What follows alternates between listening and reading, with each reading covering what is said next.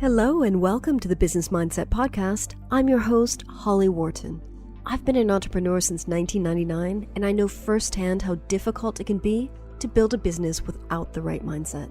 This is a podcast for those of us who struggle with showing up in our business with confidence and authenticity, who resist taking big action because of fears and doubts, who know deep down that it's possible to create something bigger, and yet you're not. This podcast combines powerful strategies on how to upgrade your business mindset along with practical business tips to grow your business more easily in a way that feels aligned. This podcast features solo shows with me and also interviews with inspiring women entrepreneurs from around the world, including my monthly co-hosted episodes with Joe Casey. My goal is to help you grow your business more quickly and easily by transforming your mindset. For me, mindset work is a lifelong practice, and I want to help you make a habit out of mindset work. Thank you so much for joining us today. Now, let's get into this week's episode. Hello, and welcome to the Business Mindset Podcast, episode 237. This is your host, Holly Worton, and I'm back with another solo episode. Today, I'm going to talk about how to deal with the unknowns in business. And this is something that I've spoken about a little bit before, but it's been quite a while. And I think this is a very important topic, so we're dedicating today's episode to that. But before we get into the episode, I wanted to mention a quick shout out to a listener who wrote in to say, most excellent podcast on falling out of love with the business. I've been feeling that as well, and living in the San Francisco tech bubble, I am beyond sick of all things tech. Message to self, that makes what I do all the more relevant. I have human contact with other humans. That is what I crave, connection. I crave it. I'm sure others do as well. And I think this is such an excellent point. Yes, we do crave connection. And we are connecting with people. Social media has made it easier than ever to connect with people. But we have a lot of superficial connections. And I think that what a lot of us crave are the deeper connections. And we're not always getting that from social media. And I talk a lot about deeper connections and doing the deep mindset work. And last Friday, I was having lunch with a couple of business friends, one of whom listens to this show. And she said, you always talk about deep, like what is deep? You talk about deep mindset work, you talk about deep connections. What is deep? And so I'm sitting here at lunch trying to define what I mean by deep. And I realize, yeah, maybe you guys don't know what I'm talking about when I talk about this deep stuff. But I think you do at some level. So by deeper connections, I mean things like not just, I like your Instagram photograph or your post on Facebook or whatever, but having deeper conversations, talking about important stuff, talking about the difficult stuff, talking about the uncomfortable stuff, talking about the stuff that bothers us, talking about our fears, talking about our blocks, talking about our limiting beliefs. And when I talk about deep mindset work, what I mean is working at the subconscious level specifically. So using techniques like heart-centered energy work, Psych-K, NLP, EFT, TAT, all those acronyms of deep work, deep ways of working that work at the subconscious level, at the energetic level, and that dig deep to help you release those blocks. So thank you, listener, for sending in your comments. I totally understand what you mean also about being beyond sick of all things tech. I've been pretty sick of social media for a while now, and I wrote a blog post on this a couple of years ago, which people occasionally email me about. And I think I'm going to be doing a solo episode on this as well, because that's how I market my business. Social media is my primary way of marketing, and I've been kind of sick of it for a while, so that's not a great sign. So I will talk to you a little bit about what's going on with that and what I plan to do with that, and what that means and what to do if you've fallen out of love with social media. Because I guess it's kind of similar to that episode on falling out of love with your business. You've got to find a new way forward and see what's working and what's not working. But that's a separate episode. Today, we're talking about how to deal with the unknowns in business. So what does that mean? I started thinking about this because I was reflecting on my experiences last year in 2017 with the Walk 1,000 Miles challenge, which I did last year. You probably know, if you've been following me online or listening to this podcast, that I'm a big fan of walking. I love walking, I love hiking, I love being out in nature. I love walking long distance trails, and I love writing books about my experiences. So I signed up last year for the Walk 1,000 Miles Challenge because I realized I had never tracked my walking over the year. I had no idea how much I actually walked. And I thought if I did the Walk 1,000 Miles Challenge, it would encourage me to write down how much I walk, and then I could see how much I walk in a given year. So last year wasn't really a representative year because I didn't do a national trail as I had the 2 previous years. But I ended up walking 1,005 miles.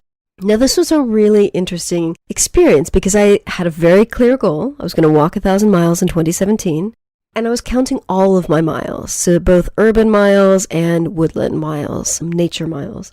So I had a very clear goal, I had a deadline, and I set up a spreadsheet. And if you know me, you know how much I love spreadsheets, to track my progress. So I tracked how many miles I had to do each week, how many miles I had done. I had a running total. I had a clear idea of how far behind I was or how far ahead I was and how much more I needed to do to not only stay on track, but achieve the goal by the end of the year. And I did it. And the interesting thing about that was I got to see how much I walk in any given year. And it did push me to get out more on days where maybe the weather wasn't great, it was cold, I wasn't really feeling like walking, but I did want to achieve that goal once I had signed up for it. So I did it. And it took me the entire year to do it. And I completed the goal on December 30th with my meetup group. That was the day that bumped me over 1,000 miles, up to 1,005. Now, this was a really interesting experience because walking is something that I love. It's something totally unrelated to usual business stuff. It was a personal goal. And there's a Facebook group that goes along with the Walk 1,000 Miles Challenge, which I'll link to in the show notes. And so I was seeing other people and what they were achieving along the way. It was fascinating because the usual stuff that comes up in business, the comparison game came up, of course. Some people had signed up for the Walk 1,000 Miles Challenge and they were walking so much. One woman walked 5,000 miles, which kind of sounds like a full-time job. Other people walked 2,000 miles, 3,000 miles. People walked so much. And I was thinking, God, I would love to walk that much. How do these people fit it in their schedule? I have no idea, but I would love to walk that much. And comparing myself and feeling kind of bad. Feeling bad because it took me the entire year to walk 1,000 miles. I completed the goal right before the end of the deadline and just barely doing the goal. And as I was reflecting on this a couple days ago, I realized how ridiculous that was. My goal was to walk 1,000 miles by 31st of December 2017, and I did. I walked 1,005 miles by the 30th of December 2017. I achieved my goal. But I was still comparing myself to other people who did more, who did faster, walked farther, whatever. So it was really fascinating to see how the comparison crap came up in something that was purely personal goal. But again, I want to reiterate why this was such an easy goal for me to achieve. I had a clear goal, I had a clear deadline, and I tracked my progress on that spreadsheet. And that spreadsheet was vital to me achieving this goal because I had the clear metrics of what I had walked, what I needed to walk, and where I needed to be to stay on track to do the 1,000 miles by the end of the year. The spreadsheet was vital. Let me say that again. But that was such a clear experience. 2.5 years ago when I first started kickboxing, I made a little video on something similar. I think I've got that on YouTube. I'll share the link to that also in the show notes. But I talked about one of the things that I loved about kickboxing was that you have the clear belt system, you advance through white belt to white belt to red belt to yellow belt, and so on and so forth up to black. And you have a very clear syllabus. So I have a PDF or a Word document that I've downloaded from my school that clearly says what things I need to practice and demonstrate at each grading to pass on to the next level of belt. So again, you've got clear goals, you've got clear deadlines because gradings are every 3 months up until you get to your brown belt, then it's every 6 months, then it's a year between brown, black, and black. Anyway, details. So you have clear deadlines, clear goals, and you have a clear syllabus of things to practice so that you can pass the grading and achieve your goal by bouncing up to the next level. Very much like the Walk 1,000 Miles Challenge. And very different from business. Very, very different from business, because in business, we may set clear goals, we may give ourselves a deadline to the goal, we may track our progress, but we don't know if the stuff that we're doing is actually going to work. There's a lot of trial and error in there. Things don't always work. And you can push, hustle, but if you're not doing the right things in the right way at the right time, it might not work.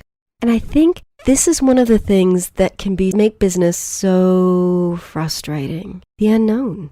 You might try something, and something that you try that worked last month, last year, might not work now. Stuff changes. So you've constantly got to be aware of what's going on, aware of where you are on your path to achieving your goals, tracking your progress, evaluating. And if you don't have a clear system for this, or if you're not even looking at it, you're just kind of doing that like shot in the dark marketing where I'll try this, I'll try this, I'll try this. It can be really, really frustrating. And I think this is one of the reasons why a lot of people decide that business isn't right for them and go back to a job, because jobs are, in this sense, easy. Someone tells you what to do, you do it, and you get a paycheck. Business has so many unknowns, and that can be really, really uncomfortable, especially for people who are new to business and who have had jobs for most of their lives. That's a massive, massive shift in working style, mindset. You've really got to get comfortable with the fact that you have so many unknown variables in business. So, what do you do about these unknowns? How do you provide structure? How do you create a clear plan in something that you don't know if it's going to work or not? So, I've decided to take some of the elements from both the Walk 1,000 Mile Challenge and my kickboxing syllabus and kind of show you how those elements can be applied to business, even though we've got these unknowns. So first of all, set clear goals.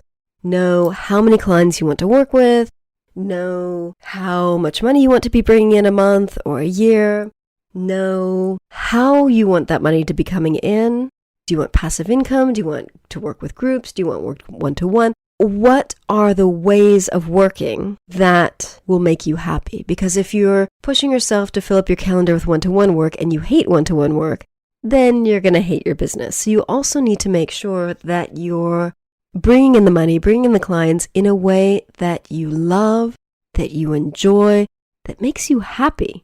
Assuming, of course, that you want to be happy with your business, which I think we all do. So set clear goals. Create a clear plan to achieve those goals. So like I did with the walking, I usually walk 1 day a week during the week, and I walk on the weekends. So what's going to be your plan to achieve your business goals? How are you going to get those clients? How are you going to get people signed up for your programs? How are you going to sell your books? Whatever it is that you do in your business, create a clear plan to achieve those goals. Next, got to track your progress. So you've got this goal of X amount of books you want to sell, X amount of people on your programs, X amount of money. Where are you on your path to achieving that goal?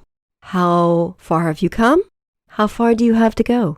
And then break that down incrementally into how much more you need to get each week between now and the date that is the deadline of achieving that goal. This is really, really important. This is tracking your progress helps you to see where you are in relation to your goal, where you need to be. And it also helps you see what you need to do differently. What works? What doesn't work? And this is the part of business that you really need to be paying attention to and evaluating. You need to revise your plan and check in on a regular basis. That could be a daily basis, weekly basis, monthly basis, depending on how long-term your goal is. So you need to be checking in with your clear plan on a regular basis, seeing what works, seeing what doesn't work, and changing what doesn't work, trying something new, doing more of what does work, and pivoting. So I keep talking about pivoting on this podcast because of that book that R.M. Harrison brought out towards the end of last year. I think it's called The Pivot Map. I'll link to it in the show notes. It's an excellent book on how to pivot in your business. And pivoting is a really important concept to have in business. So that's why it's kind of been at the forefront of my mind and I keep mentioning it. So you've got to be flexible with your plan and don't just stick to it blindly if it's not working. You need to try new things, experiment until you see what works, and then do more of what works. And I think, as I said, this is the part that can be really frustrating in business because even if you have a clear plan and a clear goal, it's not necessarily going to work, and you're going to have to play around with things until you get what works. Until you find what works for you, what works for your business, what works for your audience. There are so many variables. So you need to have a clear plan and be flexible. And being flexible and being able to pivot, being able to try new things is really, really important. But also unnerving because you don't have a clear path to your goal. You can set one, but you're going to have to kind of change things up along the way depending on what's working and what's not. So you also need to develop the ability to know when to keep going, like when to keep staying on your track because maybe you just need to do more of what you're doing, and when to change up and do something different. And that is something that also kind of takes time to understand. But I think intuition can play a massive role in this, and that's why a couple of years ago, I wrote my book on business intuition because intuition is such an important part of business for me. My gut, I always say, is smarter than my head, and my gut really helps me see whether something is right for me, whether it's not right for me, and it helps me make decisions more quickly and easily than I used to when I would try to use my head to rationalize everything. And finally, do the mindset work. The deep mindset work that you need to do in order to make it easier for you to deal with the unknowns in business. So what does that mean? Look at your mindset. What are your fears around the unknowns? The unknowns of business can be scary because you don't know if the stuff you're doing is going to work. You don't know when you set your goals if it's going to be easy for you to achieve or not. There are so many unknowns. So get clear on your fears. Are you afraid of unknowns? Are you afraid of not achieving your goals? Are you afraid of creating a really clear plan and system and structure and then feeling boxed in by that? Are you maybe afraid of flexibility? Are you afraid of having too much wiggle room? Are you afraid of pivoting? Are you afraid of doing different things? What are you afraid of when it comes to running your business, achieving your goals, and dealing with the unknowns in business? Next, what are your blocks? Like what things are blocking you from setting clear goals, creating a clear plan, tracking your progress, revising and checking in regularly on your progress and on your plan, and being flexible and pivoting and changing what doesn't work and focusing on what does work? What blocks do you have around those things? What blocks do you have around listening to your intuition? What blocks do you have around your ability to know what works and what doesn't work? And what limiting beliefs do you have around your ability to deal with the unknowns in business? Maybe you believe that because you've had a job for most of your life, you just don't have what it takes to deal with the unknowns of business. You don't have what it takes to run a business. You don't have what it takes to be an entrepreneur, which is BS, by the way. You just got to deal with the mindset stuff. Do the deep mindset work. It just massively, massively helps to deal with this stuff. What are your limiting beliefs around creating a plan, having structure, being flexible? Maybe you believe that you're incapable of following through with a plan. Maybe you believe that you're incapable of creating a successful business strategy. What are your limiting beliefs around your ability to create a successful plan and to pivot and to change things up when things aren't going the way you might have expected? What are your limiting beliefs around your ability to deal with the unknowns in business? As I said at the beginning, I always talk about the importance of doing deep mindset work. And again, deep means working at the energetic level to release energetic blocks, working at the subconscious level to transform your subconscious beliefs. That's what I mean by deep. And I cannot stress enough the importance of doing this work. It has changed me from being a quiet, shy, fearful business owner to someone who is confident and can take action and can be visible and can sit here for a half an hour every couple of weeks and talk to you about business stuff. I mean, when I started this podcast, one of the reasons that I started out doing interviews was because that seemed easier. I didn't think I had enough to say to talk for a half an hour, which again is BS because we all have things to say. So doing this deep mindset work is incredibly important. And as I always say, you can do it with yourself or you can hire someone else to help you with it. I do a lot of mindset work with myself, but I also work with other professionals because they can help me see things that I can't necessarily see. They can help me dig deeper to the deeper mind crap and limiting beliefs that perhaps I can't easily get to on my own. Or I could, but maybe not as quickly. So it can be really, really efficient to work with someone else. And also pay attention, and I think this is really useful. Pay attention to how you achieve your personal goals. Like I was talking about at the beginning with my kickboxing, with my Walk 1,000 Miles challenge. Do you set personal goals for yourself? Do you create plans to achieve them? How do you deal with personal goals in your life? Do you completely ignore them?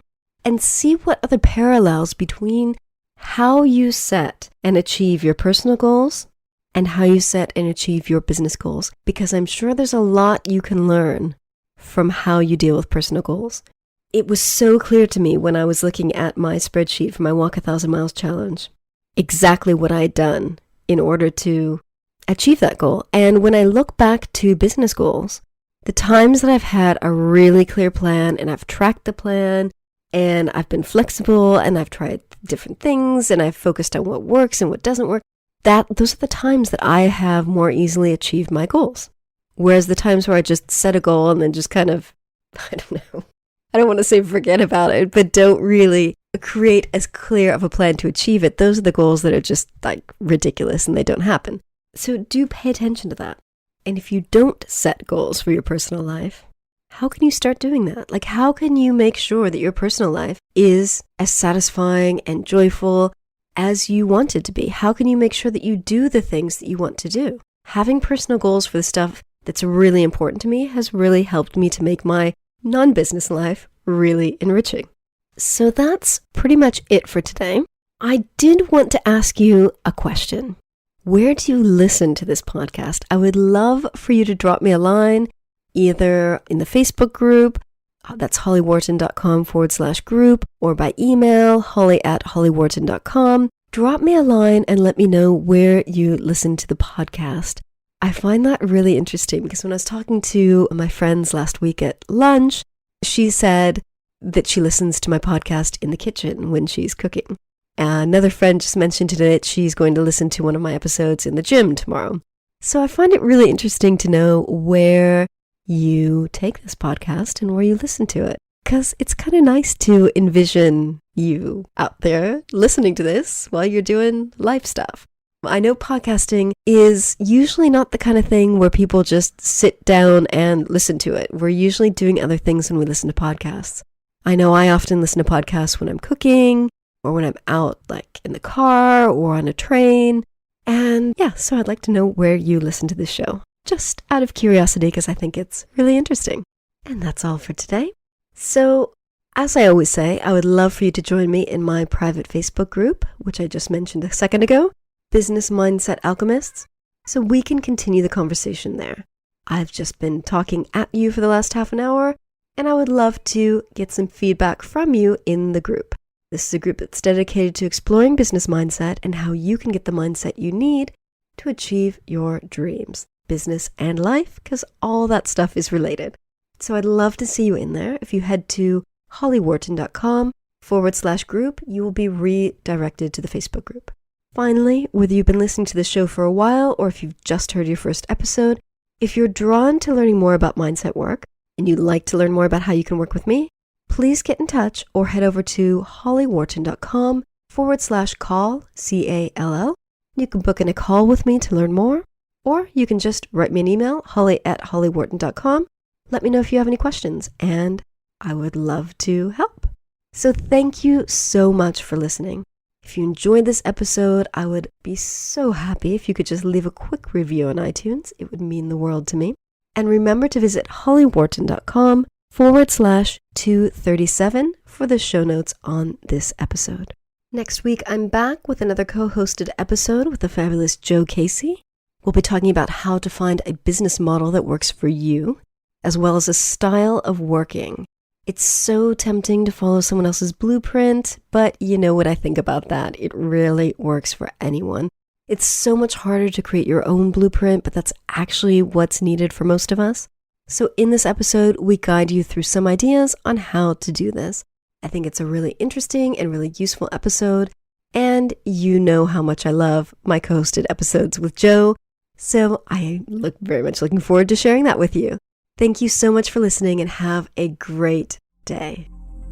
Thank you so much for listening to the Business Mindset Podcast. You can find more information about today's episode, including links for the topics that were discussed, at hollyworton.com. If you'd like to connect with other listeners and learn more about business mindset, join my private community for entrepreneurs at hollyworton.com/group. That will redirect you to the Facebook group. And if you enjoyed this episode, please remember to head over to iTunes and leave a quick review of this podcast. It just takes a minute. Thank you so much.